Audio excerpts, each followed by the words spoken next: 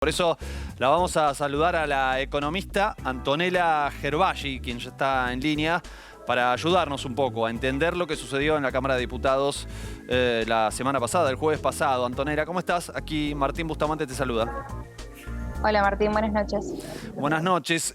Bueno, hubo allí, lo estaba diciendo, ¿no?, algunos votos que fueron llamativos y también se dio el mensaje de la vicepresidenta de la Nación, donde dio a entender que está de acuerdo con esa posición de su hijo y de la Cámpora de votar en contra, que está directamente en contra del acuerdo y del proyecto que envió el Gobierno Nacional para acordar con el Fondo Monetario Internacional. ¿Esto de alguna manera pensás que puede impactar de una forma distinta a como se preveía en relación a la forma de actuar, por ejemplo, de los mercados ante este acuerdo? Sí, lo que se espera del acuerdo, más allá de que algunas personas del oficialismo votaron en contra, es que el acuerdo igualmente va a salir, va a pasar por el Senado y va a terminar siendo aprobado, más allá de que estos encontronazos dentro del poder que está gobernando actualmente, que es Frente de Todos, Sí. sin ninguna duda impacta en lo que son los mercados porque afecta a las expectativas, claramente. Pero como el mercado espera que el acuerdo igualmente va a salir y se va a aprobar, porque ya está casi asegurado de los votos del Senado, el mercado toma esta señal como positiva y eso le está ganando a esta pelea que estamos viendo del lado entre la vicepresidenta y el Poder Ejecutivo. Pero las acciones, Antonella, las acciones del mercado tampoco se vieron eufóricas el viernes, ¿no es cierto? No es que tuvo una reacción, crecieron las acciones, pero no tanto. Sí. Y bueno, todavía hay cautela, entiendo. Hay cautela porque el mercado está viendo como que se pateó la pelota un poco más adelante, como que está todo en pausa y que los mayores ajustes quizás van a venir un poquito más adelante. Pero en realidad lo que tenemos que ver es que el acuerdo en sí, ¿qué plantea este acuerdo? Está planteando una baja en los subsidios y una suba en los impuestos. Entonces, y también algo súper importante es que está diciendo que empiece a haber un ritmo devaluatorio del dólar oficial un poquito más elevado, que se acerque a lo que es la inflación. Eso el mercado lo toma como positivo. Si bien el mercado quizás entiende que es algo medio de transición y que quizás algún ajuste más fuerte va a venir 2 años después, eso es porque no están eufóricos como estabas diciendo, pero sí lo tomó de cierta manera positiva. Lo podemos ver también en cómo se está comportando el dólar blue, que viene bajando y la brecha se viene cerrando. Entonces, por ese lado me parece que el mercado está bastante de acuerdo y te digo algo, está muchísimo más contento el mercado hoy en día que si no hubiese habido acuerdo. Claro, que en ese escenario estaríamos en un problema mucho mayor con lo que son los mercados. La quita de subsidios aparece como un camino totalmente posible, ¿cierto? Porque allí eso no tiene que pasar por el Congreso de la Nación. De hecho, la propia oposición le termina votando, no en contra, pero termina poniendo como condición que no aparezca el plan económico, porque no están de acuerdo. O sea, no votaron en contra, pero básicamente dijeron que no están de acuerdo. Así que es bastante parecido. Pero el cambio en relación a los impuestos, el aumento de impuestos que vos estabas contando recién, que es como una de las condiciones del Fondo Monetario Internacional, justamente para reducir el déficit, ¿cierto? Esa decisión de aumentar los impuestos, que entiendo que lo quieren hacer sobre todas las cosas a través de la reevaluación fiscal, ¿no?, de las propiedades, de los campos. Es un proyecto que parece difícil que tenga cierto consenso por parte de la oposición que acaba de votar favorablemente el acuerdo. Claro, lo que se votó fue así, los diputados votaron que aprobaban el endeudamiento y que el Poder Ejecutivo haga lo que tenga que hacer para poder llevar a cabo las metas que el fondo está pidiendo. Sí. Lo que se va a hacer, lo que dice la oposición que no va a hacer es votar nuevos impuestos. Y lo que se quiere hacer es reformular impuestos que ya existen para aumentar la recaudación y también mejorar la fiscalidad de la FIP para, viste, existe muchísima economía informal que hoy no está siendo captada para FIP. Entonces vendría a aumentar la recaudación por ese lado. Pero no olvidemos que se dijo explícitamente mejorar lo que es bienes personales, cambiando la evaluación que hoy en día tienen ciertos inmuebles, ya que el valor fiscal quedó muy alejado del valor de mercado. Y eso en realidad sí tiene más fácil aplicación. Y también se habló del impuesto a los combustibles. Este impuesto a los combustibles hoy en día es una cantidad de pesos por litro de nafta que cada uno carga o gasoil. Lo que está pasando con ese impuesto es que no se actualiza desde el año pasado. En realidad se viene prorrogando porque aumentar el precio de los combustibles tiene un impacto directo sobre lo que es la inflación. porque como sabemos muchísimas cosas se transportan por camiones. Sí. Entonces el Poder Ejecutivo lo viene postergando con decretos. Lo que está planteando este acuerdo con el FMI es que ahora sea un porcentaje del precio de la nafta. Entonces, si sube el precio de la nafta, subiría el precio de este impuesto. Entonces son cambios no tan grandes, son cambios más bien de letra chica, Sí. que su viabilidad es bastante más aplicable que votar un impuesto nuevo. Eso es mucho más difícil. Entonces Claro. yo lo veo bastante potable, esto de aumentar la presión impositiva. Y como siempre decimos, el FMI quiere que le paguen, entonces claramente va a querer que bajemos el déficit fiscal para que volvamos a tener plata y le podamos repagar al fondo. Entonces, ¿qué quiere? Que bajemos el gasto y subamos nuestros ingresos. Bueno, Eso por el lado del ingreso. Sí, hay una palabra que parece prohibida, Antonella, retenciones. Sí, más hacemos? en este contexto de suba de los precios de las cosas que nosotros estamos Las exportando. commodities. Las commodities. O sea, bueno, sí. Ellos hablan de un fideicomiso, ¿no? Para desacoplar los Correcto. precios internacionales de los precios nacionales.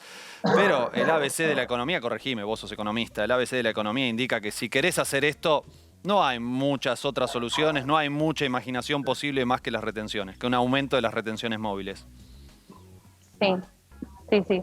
Estás en lo correcto y la idea sería que estas nuevas retenciones financien este fideicomiso y poder disociar el precio del mercado interno con el del mercado externo. Otra cosa que se intentó hacer con este tipo de problemas pasó con la carne el año pasado.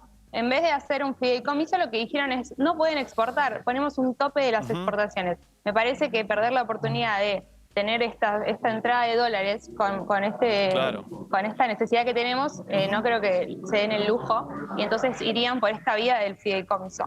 Y me parece bastante relevante en el contexto en el que estamos. Va a ser una entrada de dólares bastante grande, pero sí eso puede ser un poquito más difícil de implementar, no tan fácil como lo que te contaba de los impuestos, ¿no? Hay sectores del gobierno que tratan de hacer una analogía entre el peronismo de la Segunda Guerra Mundial, la emergencia del peronismo en el marco del fin de la Segunda Guerra Mundial y lo que está sucediendo actualmente con esta guerra, esta operación militar de Rusia en Ucrania. ¿Pensás que se puede trasladar, que es correcto este traslado, este intento por hacer una analogía entre un momento histórico y el actual? Sí, yo he escuchado mucho lo que me estás planteando. En mi mente yo lo que pienso es que no estamos en el mismo mundo que la Segunda Guerra Mundial, estamos en un mundo totalmente globalizado donde hoy en ningún país se produce todo un producto entero, desde el tornillo más chiquito hasta el microchip que lleva cada cosa.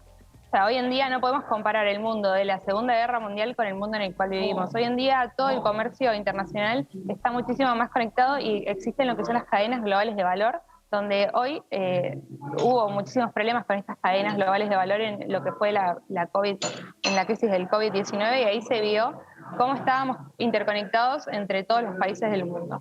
La verdad, sí puede beneficiar el aumento del precio de los que nosotros vendemos, eso sin ninguna duda, pero de otro lado nos viene el aumento del precio de lo que es gas y todos los insumos que nosotros necesitamos para la energía y para el transporte. Entonces, por un lado nos vemos beneficiados, pero yo no sé si todo eso no se va a compensar también por otro lado con el tema de toda la sangría de dólares que vamos a tener con el aumento del precio del gas y del petróleo. O sea, por un lado sí nos beneficia, por otro lado nos perjudica. Sí.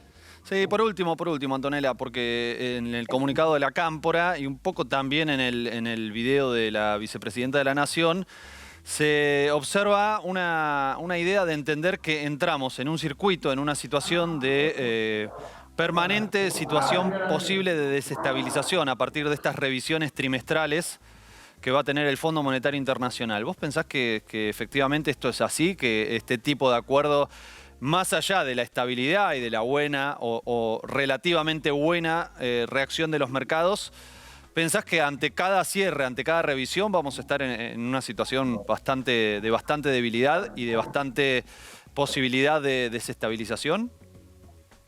Es un problema importante.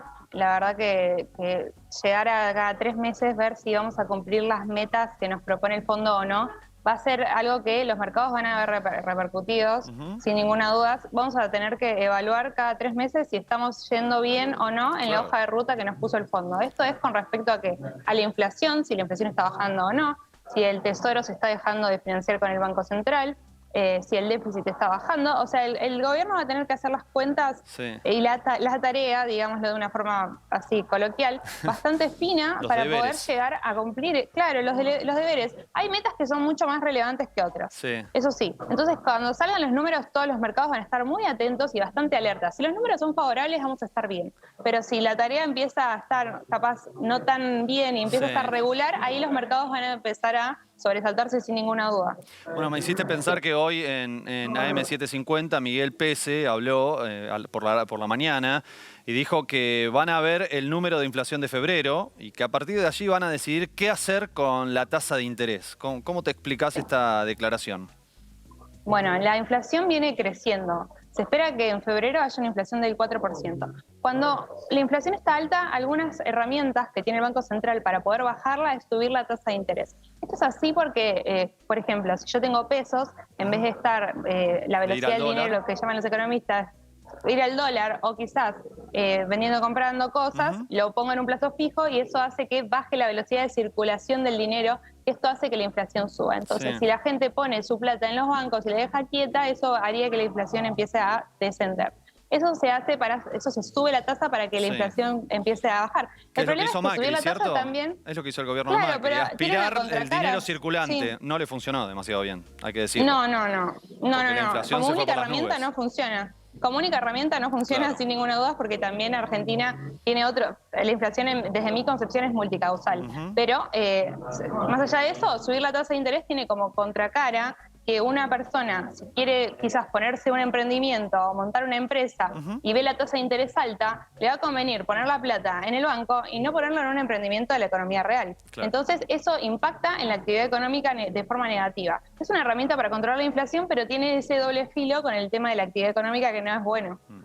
Antonella, la verdad que muchos temas muy interesantes y muy necesarios, ¿no? Para analizar, para charlar, para conversar. Estamos hablando del bolsillo de las argentinas, los argentinos, y es fundamental poder charlarlo con esta tranquilidad también, ¿no? Sin gritos, analizando punto por punto, sin chicanas, así, con la profundidad también de la ciencia, en definitiva, porque sos economista y nos podés aportar estas definiciones. Así que te agradecemos muchísimo y te mandamos un gran saludo.